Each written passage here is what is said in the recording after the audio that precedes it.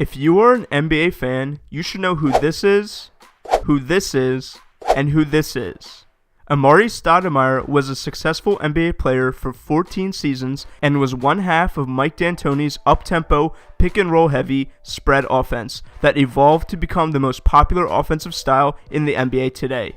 Horace Grant was a successful NBA player for 17 seasons and was a major contributor to the first Chicago Bulls three-peat as well as many other successful teams in the 90s.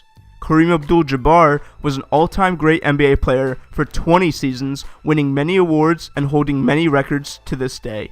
Aside from all his accolades, he was one of the first NBA superstars and helped the game of basketball enter mainstream popularity back in the 60s and 70s.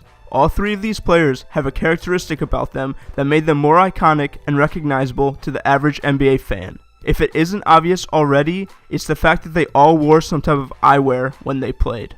Unfortunately, in the last few decades, fewer and fewer players stand out in the NBA based on their appearance.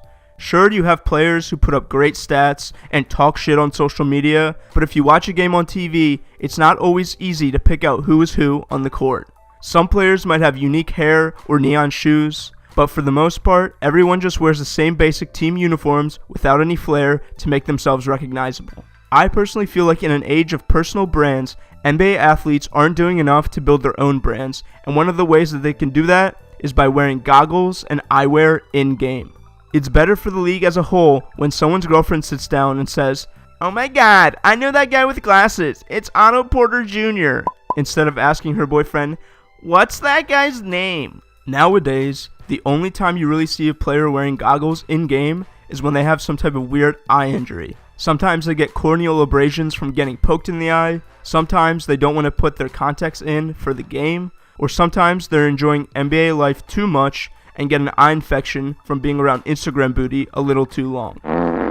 Wearing eyewear during play would be beneficial to many different players, and there are a variety of styles that they can choose from. There are circular frame glasses like the ones George Mikan wore in the 1940s. There are bubble goggles like the ones worn by Hakeem Olajuwon during his dominant career. Thick square frames are a possibility like the ones Ben Wallace wore when he was a defensive stopper. Reggie Miller wore tinted Oakleys back in the day, and that look has been seen more recently in the league. Basically, any style of eyewear would be interesting to see on the court. Even a ski mask would be fun. Players can channel that one kid from middle school that wore rec specs all year instead of his normal glasses and wear rec specs during the game. Yeah, everyone still remembers that, Derek. Once a player decides to wear eyewear during play, their teams can start building a personal brand around the concept. Logos and t-shirts can be made and sold to fans. At the very least, when the broadcast zooms in on their faces, hoopers wearing glasses would be more recognizable, which helps with media and overall attention. Then, they can do whatever they want with that attention.